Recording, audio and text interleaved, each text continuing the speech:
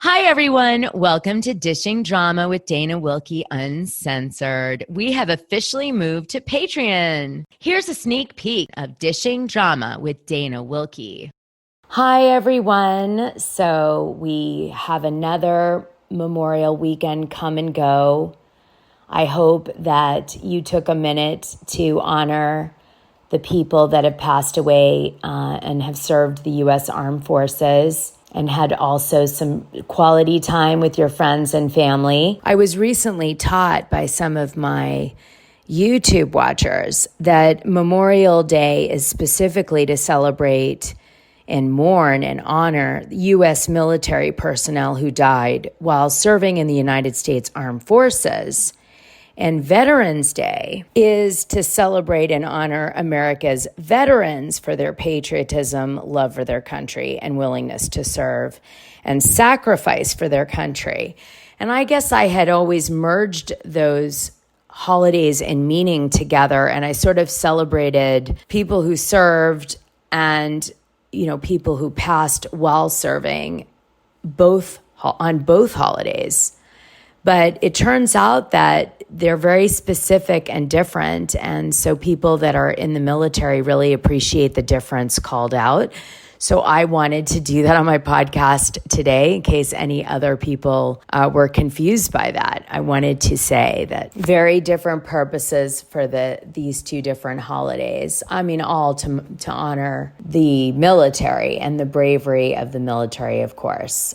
So anyway, thank you for your service. They gave the ultimate sacrifice. I have a very special guest today. Her name is Courtney Kaplan. I met her through Thea from Your Moms Are Watching. To say it to you guys, Thea is dropping a book, which is called The Real Housewives Ultimate Trivia Book on Amazon. It releases on September 19th, 2023. You can pre-order it now. It is a fabulous trivia book if you love Bravo, factoids, and you want fun games, especially to take to BravoCon or whatever.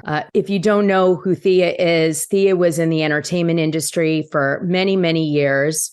She was Julia Roberts' associate at her company, her production company. And she also has many family members that serve different positions in the entertainment industry. And Thea and I actually found out by doing a gossip show about Bravo together, oddly, and spilling the tea about our Roberts family experiences and celebrity experiences when we were both partying our ass off in LA. That her brother, Eric, was a big manager back in the day. And I used to hang out with Eric, and we had a mutual best friend, which is so bizarre. Anyway, all tied into the same sort of entertainment circles. Thea went to big parties at, Leo DiCaprio's house, and I did too, and all this stuff. So we've had gossip sessions about, what we experienced at these different entertainment events in these different capacities. And over time, I've become friends with Thea. And so I did write a testimony for her book, which it's so beautifully done. You guys, you're not going to believe the graphic design. It's not just a trivia book. It's like a cool trivia book. Not like a regular mom. I'm a cool mom. I come to find out that Thea's sister, Courtney Kaplan, was a kind of manager, a talent manager for the pageant circuit for some of the girls that wanted to become Miss California and the like. And I was like, Thea, does your sister still do this pageant work? Because I'd love to talk to her about understanding pageants to better understand Vanderpump Rules and Raquel Leviss and Rachel Leviss. And she said, you know what? Not only does my sister, Courtney Kaplan, know that circuit to help you, she still does that. She still does coaching for talent management for young artists that want to do pageants and other careers into the entertainment industry. But she knows Raquel Leviss from back in the day. And she actually can tell you about Raquel when she was in the pageant circuit. So I was like, oh my gosh, that's huge, because this woman's going to have great insight into why this happened with Raquel, aka Rachel Leviss, and Tom Sandoval, and who she is. Is she, because all the fans are speculating around season 10 of Vanderpump Rules, why her behavior seems so unique in the way that she's, acting on the show. Is it edits? Is it really her? Is she diabolical? Is she a good person and like just lost and like, been manipulated by Tom Sandoval? I mean, there's so many theories, right? So I thought maybe Courtney could come on the show today. We could get to know her and she might also shed some light on this. So without further ado, I'm going to bring Courtney Kaplan in.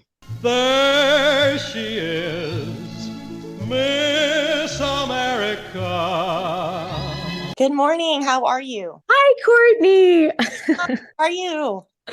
I'm so good. I'm so excited to talk to you. Really great. As you know, I knew Raquel, and I'll call her that because that's how I knew her, very well. And I had been tossing and turning and reading all of this coverage, and I just couldn't keep my mouth shut any longer. I needed to not defend her, but I needed at least to give her a human voice. And, when I spoke with you about it, you were so insightful and you really were focused on getting a bigger picture instead of just, stringing her up the flagpole and, I don't want it to be a mockery about her. And I'm certainly in no way condoning her behavior or her actions, but I needed to come out and give some background on her, at least her pageant world and her family that I knew about. Well, and we definitely are going to talk about that today. And I do want to say that she's been punished a lot. Wow. It's not like she hasn't had consequences for her actions, right? She, broke up a 9-year relationship by dating Tom Sandoval. For those of you that live under a rock and don't know, Tom Sandoval is the star of Vanderpump Rules. He's been on the show since the early years. And essentially, he was with this girl named Ariana. There's a whole other background with his other girlfriend, Kristen Doty, that played out on the show. But what you need to know for today's show is he was with this girl who's very loved on the show named Ariana Maddox. They were together in a 9-year relationship. They decided they weren't going to have children, but they were still making preparations in case they were going to. They were close. They seemed to have a good relationship on the show. The fans were very invested in their relationship. It was a constant storyline as you watch the show. And then suddenly in season 10, off camera, it breaks that he's been cheating with Rachel, aka Raquel, off the show behind Ariana's back. She doesn't know. He claims they have a terrible relationship and, it's all been a farce, what we've been watching on TV. Ariana's like, it's a great relationship. I don't know what we're talking about. It had its issues, but we were working through them. Like you don't cheat, you quit the relationship. And she's right? Needless to say, in all this, Raquel starts dating Tom Sandoval. What really upsets the fans more than anything beyond the cheating is that she seems to be on the show very close to Ariana. So she seems to be like trying to become almost like best friends with Ariana, and she's sleeping with her boyfriend. This is where it goes off a cliff for the fans, mainly with Rachel, aka Raquel. I think they could forgive maybe a stranger coming in between Tom and Ariana. They have in the past. I mean, Ariana kind of broke up Kristen Doty in a sense back when Kristen and Tom were unraveling, although it was a much lighter relationship than what Ariana and Tom had. But needless to say, what happened was a lot of the fans felt like, geez, why the hell is she becoming best friends with the girl she's betraying in the worst way possible? So, but that said, she's been punished a lot. She's gotten death threats. She's called the FBI allegedly because somebody said they want to pull her apart limb by limb and physically hurt her. She was forced into a mental health facility. Some people say that's a lie. Some people say it's real. She had to go home. At a minimum, her parents were like, you are coming home from LA. You are not to do any more show stuff and we're hiding you out or whatever. So she's been dragged a lot. I felt like it's time to introduce another possibility for her as to what is happening. And Courtney is definitely the person to do that and wanted to do that, which is insightful in its own right, because Courtney wanted to have Raquel's back, which says something about Raquel, right, Courtney? It really does. And I, worked with hundreds and hundreds of young talent back in the days that I was a manager. And, one of the things that drew me to her was just her unbelievable amount of innocence and sweetness. She was only 19, so a totally different person, but she was reliable. Her family was very generous. We just spent a lot of time together, and I found her, easy to be around, of course. Pageant girls are usually very nice, and she definitely was not one of the girls I would have ever have thought to be caught in a scandal like this, for sure. So tell us a little bit about, I want to, let's just start from the beginning, because it's like really easy to go right into Raquel. I want to know a little bit about your background. Like, you were a matchmaker. You also worked for Eric's talent management business for a while. Tell me about like where you came from. Sure. Well, I grew up with my sister and my brother, and we had actually 8 children all together. We grew up in Western Massachusetts. And then after my parents divorced, I moved to Ohio, became a flight attendant, and moved to Los Angeles, where my brother had already kind of set up and started working in his business.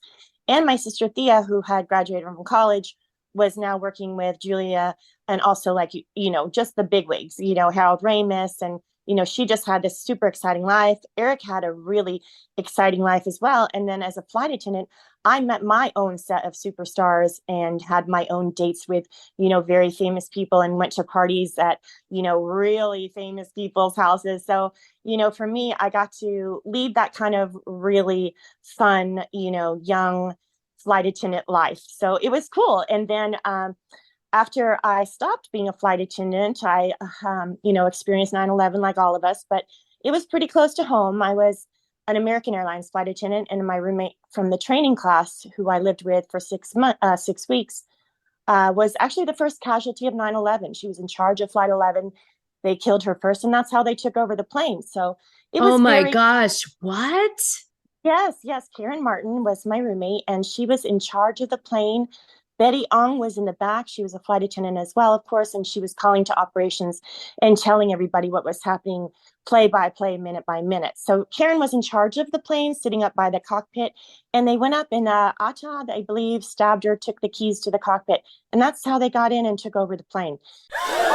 Okay, so at this moment, I have to stop for a second, because I was so floored when Courtney told me that she knew Karen, because Karen Martin was from Danvers, Massachusetts, where my family was from, and her friends and family have done great works around honoring her by helping children in Massachusetts. And I know this because, as I mentioned, my family was active in Massachusetts with lots of charities to help different types of children. And my family has children with disabilities in it and so on. And so they've done work in that. And I was just shocked that Courtney knew Karen. Karen was a first-class attendant. She was trying to keep the terrorists from getting the keys to the plane. They stabbed her in the process, and she died either from her stabbing wounds or from when the plane hit building. Anyway, she had a boyfriend in Boston and a brother in California, and a lot of friends in Boston. And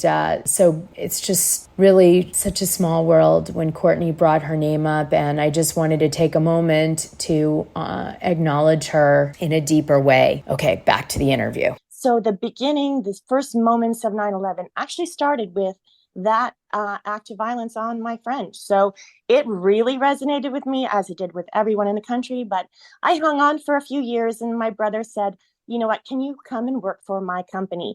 And I took to it like a fish to water. Being the oldest girl in this huge family, I was always used to taking care of everyone and wanting them to do well. And I would say my purpose in life is to help people get to where they want to go and help them believe that they can get there. Not just, okay, well, here's some homework. It's how do we get you to believe in yourself? And we got hired by the company that runs Miss California. So each state has its own franchise.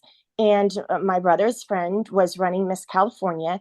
And so as a side gig, I started doing that. So I would work as a recruiter, a trainer, and a coach for anyone who wanted to come aboard as a pageant, contestant. They had to go through me. I was the gatekeeper. Unless you won a pageant and you wanted to be a contestant at large, which is different than actually winning a title to get into the pageant. I was the gatekeeper and I was the assigner of all the titles. So it mattered if you came into me, where you were from, where you wanted to represent. And there were lots of different ways we could decide how to basically start the marketing process on who you were going to be. So I love that. I did that for a long time, and I got hired actually to work for a company called Events and Adventures, which is a singles activity group. I was a manager and ran the California offices. What we did was we had an event every day. You signed up like a membership to a club, and we had all kinds of cool things happening, not only in our area, but it's a national company, and we went on international trips. So what a great job. And I don't know. Oh my gosh, you got paid for that? I got paid for that. Believe me, I'd be still doing it to this day if they had an office back where I live now in Ohio. I went back to my hometown and I'm living here now. Was that in LA, the matchmaker one? That is where it started. So I got hired out there for that company, and they had offices in San Francisco where I was living at the time. And I wanted to move back to LA with my daughter. And I was recruited by a national VIP matchmaking company, because it's the same sort of interview that you have with the people that want to come on board, whether it was for Events and Adventures or the matchmaking. It's a pretty natural transition. Once you're good at one thing, you can be good at the other. So I got recruited, and I worked on Sunset Boulevard, right across from Boa Restaurant, and I was a VIP matchmaker for the elite of Los Angeles. Wow. Is that like rich people or famous people? I would say no famous people, really. I think they have their own famous people network. And I think, well, they all, they stay in their own sphere. I would deal with the people who are worth millions of dollars, but, worked really hard, don't want to date anyone from like maybe the company they own. And they find it challenging to meet people of that same caliber. So they would come to someone like me to believe that I had a network of people. And a lot of being a matchmaker is just convincing people that you not only believe that they're going to find love, but that I know the people that can help you find that goal, reach that goal of being in a loving relationship. Did it work? Does it work most of the time? Or was it like not really, just fun more? Adventures definitely worked. I'm 100% believer in that if you want to be in love with someone, you need to get more interesting. You need to have a lot of things going on. You need to make a lot of friends, because friends have brothers and cousins and other friends. So just like networking for a job, you need to network for love. All right. So you mentioned earlier that you had dated some celebrities and had some celebrity parties you attended. I know the fans will kill me if I don't ask you who maybe some of them were, or anything you could share. We've spilled all the tea on this show. So I know, right? Well, I definitely dated a couple pretty famous boys. I think you recognize the names. If you watched Party of Five, that young fella, Scott Wolf, I went out with him. I also had a very, I would say, kind of crazy date with Charlie Sheen. Oh my God, tell me the Charlie Sheen date, because I've got Charlie Sheen gossip. So please tell me the Charlie Sheen date. Oh dear. So I'd met him out at a little bar near where I lived as a flight attendant. It was in Westwood area. And he had a buddy, and he said, "Why don't you bring your girlfriend, and we'll all go out for drinks." I had thought that he had just got out of rehab, but he definitely didn't act like he had just gotten out of rehab. Yeah. So he asked us to hang out with them. We went and met at the friend's condo, which seemed like it was pretty close to there. And we were all hanging out, and my girlfriend is engaged, not interested in the guy, really just acting as a chaperone for me. Cause I'm like, I don't know where this is going to go. I don't really know this guy. He seems kind of crazy, but let's just see where it goes. So we're hanging out and he is getting wasted. And I just kept looking at my friend, like, how are we going to get out of this situation? In my head, I thought this was going to be Dirty Dancing. I'm going to end up with Charlie Sheen. I already have in my head, like what I'm wearing to the wedding, and I just watched him act like so awful in front of me to my friend. And then I finally said, we're just going to have to leave now. It's just, I'm getting really uncomfortable. And he said, and I don't know what you want to put on the air about this next sentence, but right out of his mouth, he said, so I'm not going to get my, what now. And I was like, oh, no. Just never would have thought of that in a million years. Wait, what was the what? Just so I know. A blowjob. So I'm not going to get a blowjob now. Okay, yeah. Wow. And if I could have, I'd have slapped him across the face. I mean, I couldn't get out of there fast enough. So, he ended up being as awful as you would expect. I am not surprised by this story. Actually, the story that I had heard around town, I probably around the same time you would have been seeing him. What was the year that this took place? I would say that was like 91 or 2. I was hanging out in Beverly Hills a lot, and I was in the party circuit and all this, and I was very young. I was like in my early 20s at this time. And the word on the street, because he was out and about, was that he was dating a girl who was a stripper, and her name was Sheena or Shayna or something like that. And no, not Shayna Shay, because I know we're talking about Vanderpump Rules, a different Shayna. Gorgeous girl. And he was supposedly seeing her and kind of obsessed with her. Everybody at this point in time didn't know Charlie Sheen was like a scoundrel. Everybody thought he was this really highfalutin, good-looking, awesome actor, right? And so it was really shocking, this gossip that he was dating this girl because she was like maybe a high-paid prostitute or stripper. And he was like in love with her. Like he was regularly seeing her. So a lot of people are like, how does someone like Charlie Sheen fall in love with a prostitute? Like Pretty Woman kind of, but this was the gossip. So it was all over town and it was really hot gossip at the time. Now you guys wouldn't think it's that big a deal, but back in the day, his reputation was like perfect. And then there was some other girl's name flying around, Ginger. Yeah. So, and before you go on, I have to tell you, part of my story was while we were sitting there, he was texting that girl. Her name was Ginger. And even when I knew him, he had just broken up with her. And I said to my friend, I'm like, I'm pretty sure that girl is, a escort. But the way he acted and talked about her, that was part of what was so annoying about this whole thing was, why are you talking about someone else when you're on a date with me? So he was in love with her, I could tell. So you guys, this is really the bottom line, right? What people didn't know was that Charlie Sheen actually would fall in love. He would hire prostitutes or pick up girls at strip clubs, and he would actually build these big relationships with them around drugs and partying and sex, right? Which is no big deal now to know because we know it all came out. But at this time, everybody thought that, he was this pucker, A+, actor. And so to hear this dribble out. I thought I hit the boyfriend lottery. I was I can't tell you how excited I was for this date. And I really had expected someone so much more nice, and he turned out to be rotten to the core, and I was so sad. But after having been in LA for a while, you get used to the fact that they are not what they seem on camera. Oh yeah, and I mean, it shows to what happened to Brooke Mueller and Denise Richards, the hell she went through.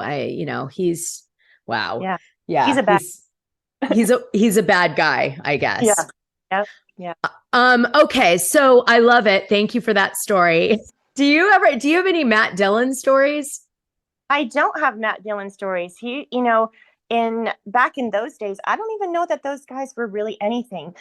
I had kind of like the Richard Gere, Cindy Crawford, that kind of group of people that were on my flights. Al Pacino, Winona Ryder, Stevie Wonder. I mean, we had back in those days, I was working out of LA. And so the LA, New York flights, you just get on and look up the manifest and go, they only have the last name and the first initial. And you'd be like, well, if it's a Pacino and an A, I'm pretty sure Al Pacino's on our flight today, you know?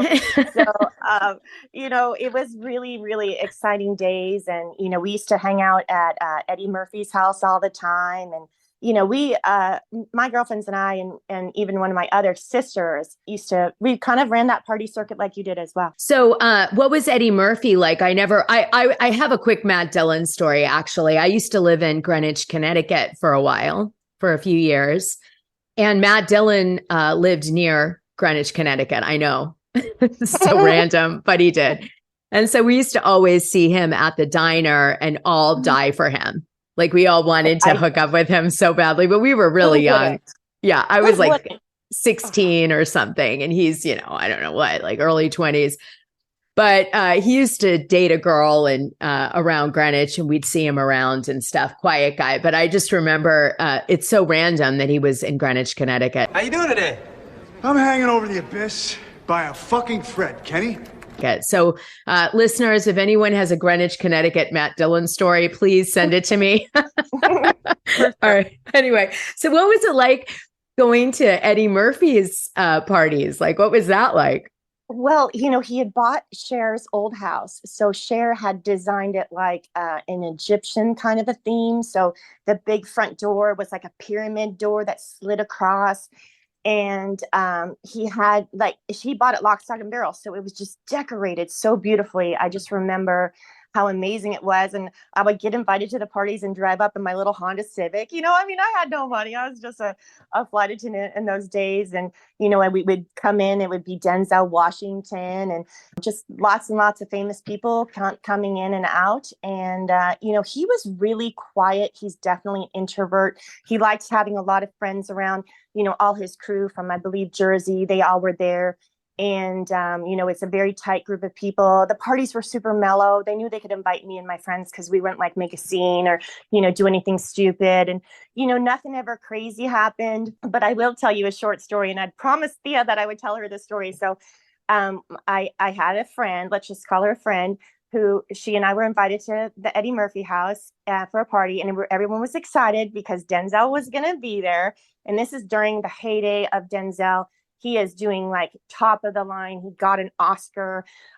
So he was like on Oprah the week before. Everyone was thrilled that he was coming to this house. And my friend and I had bought these like, hey, back in the day, you know, people didn't have extensions like they do now. And we saw these fake hair things. And so we decided to wear them to this party. I had a ponytail and she had long, you know, curly hair coming down and a little cap on top. And so we were sitting on this white couch, this big white couch that has the sides of it are higher than your head, you know, so you're kind of like in this little alcove. And it's my friend, and it's in between us, sitting with us is Denzel Washington and me. And we're drinking this little glass of some kind of cognac or something like that. And I'm just thinking, oh my gosh, I think Denzel is like flirting with me, you know, I couldn't believe it. And so also flirting with the friend. So I'm thinking in the back of my head, isn't this like the father of the year? You know, he's talking about how I just had babies. And I'm like, wait, why is he doing that? But the other side of me is like, I'm Denzel, really? So I must have left for a couple of minutes. And when I came back, my friend and Denzel were gone. And I was like, dang it, where'd they go? Now, you know, it wasn't but maybe 10, 15 minutes later, I see my friend walking towards me, and she's very pale faced normally, and her face is like bright red. The cap is like askew. The hair is crooked. And I'm like, oh, and she's just dying of embarrassment. He took her into the laundry room to make out with her. And when he ran his hands through her hair, it fell off her head, and they couldn't find the light switch to get it back on straight. So, of course, they were just busting up laughing, and I couldn't believe it. First of all, I was like, he picked her. Okay, that was like, I was upset about that. Once that passed.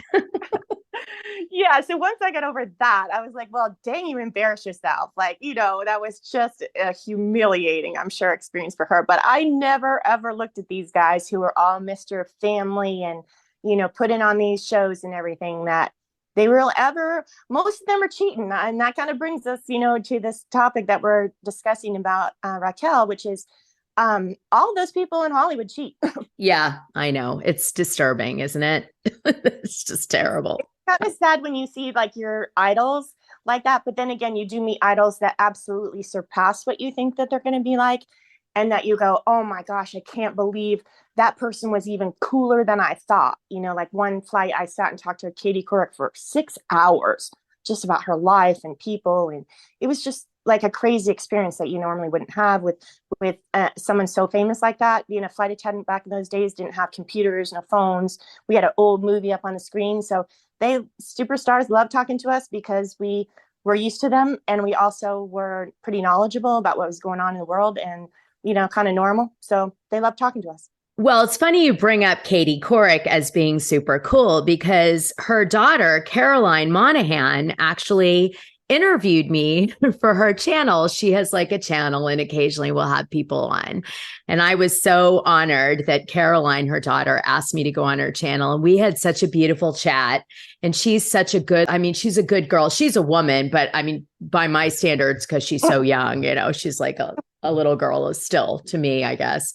But she was so charming and a beautiful person. You could tell she has a great soul. And I thought, gosh, not only did Katie Couric have this epic career, now I find out from you, she's an amazing person when she's not on camera. But then she also is a fabulous mother, because she formed Caroline Monahan into such a beautiful young lady. It's just really such an accomplishment, especially given the fact that her husband dies only 2 years after Carrie is born. That's Caroline's nickname. To do all that by yourself, she does end up marrying a wealthy guy 10 years down the line or so, but she really just brought it, career-wise, dealing with so many obstacles, raising 2 children on her own, dealing with the loss of a parent. It's a lot. Her husband died of cancer. Just an impressive lady. Yeah, she was an amazing woman, and to just sit with an ordinary person like me and making me feel so special and so, like I was interesting when she was the one I thought was so interesting. And she was we had a bunch of famous people up there, and she was just ripping on all of them in a sarcastic, funny way. And I thought, oh my gosh, those days we didn't have selfies or anything like that. So all the people I met, I just have my memories of it. And that is definitely one of my favorites. I love it. I'm so glad that because I had no idea. I didn't ask Caroline about her mom out of respect, for the situation. I don't think that's fair, so I didn't ask her, but I was dying to know, like, is your mom cool? What's the story with your mom? Yeah, right. Exactly. Thank you for those wonderful stories. Let's talk about how you meet Raquel Leviss. And what your sort of interaction with Raquel Leviss is and her family. And, let's get into that now. Sure. So as a recruiter for Miss California, as I said, anybody who wanted to sign up who hadn't previously won a pageant that was an entry level into Miss California, you can be a contestant as long as you pay the entrance fee and you pass through a background check and also sit through an interview with me. So the first year that I did it, Raquel came in with her mom, and she had not, as far as I remember, competed in any pageants before, and she was still not quite able to do Miss, or she could have done, but we decided to keep her in the teen category, which I think ends at 19. So she came on board, and when we did the interview, we were trying to come up with her title, and she loves the beach, so we couldn't do Malibu because you do have to win that one. And we decided to come up with Paradise Cove because it does represent part of Malibu, and it's a beautiful name, and it looks great on a sash. Yeah, it's hilarious because you guys who don't know what Paradise Cove is, it's a little inlet area where there's a cool restaurant called Paradise Cove, and there's a bunch of what do they call those houses on wheels? A mobile home. It has a big mobile home park, but these mobile homes, you guys, go for $500,000 and up. Yeah. I think now they're like $1 million and up in this area. So when you think mobile home, I know you don't think $1 million, but right. Yes, in this area it is. because there's a beach. So it's a community of these little like tiny houses, if you want to imagine it, with this super cool restaurant, and it has its own beach. And so people love this little neighborhood, and it's highly sought after. Okay, yes, go ahead. And many things have been filmed there. So once you look at it, you see it all the time. Lots of commercials, a lot of TV shows are filmed in that area because it's the best little beachy area to do it. And there's cliffs on one side. So anyways, we had a session where we just decided on that title. And then after that, we worked together quite a few times. I held boot camps where I would train the girls in all the different things that you need to know about participating in a pageant. I'd only done one. I tried to be in Miss Ohio back when I was like first year of college. And I was so bad at it. I couldn't believe how bad I was at it because I thought, I'm pretty, I'm a cheerleader, everyone likes me. I'm going to go be in a pageant. And, it was a disaster. And so I thought to myself, here's what I'm going to do. I'm going to tell them what I did wrong and we're going to fix it and we're going to make it right. So I did all these boot camps and we did lots and lots of promotion for Miss California. Everybody wanted me to contact my girls if there was a party, many events that we did. And the girls that I liked the best were the ones that I would, of course, invite because I couldn't take all of them. So I would have to kind of choose. So Raquel and her mom, Laura, were my favorite people to call and the ones that I called the most because I knew she would show up.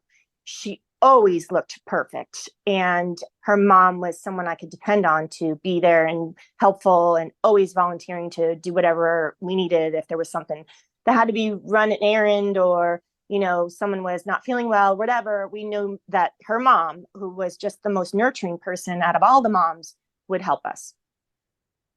Wow. I was quiet because I was thinking, wow.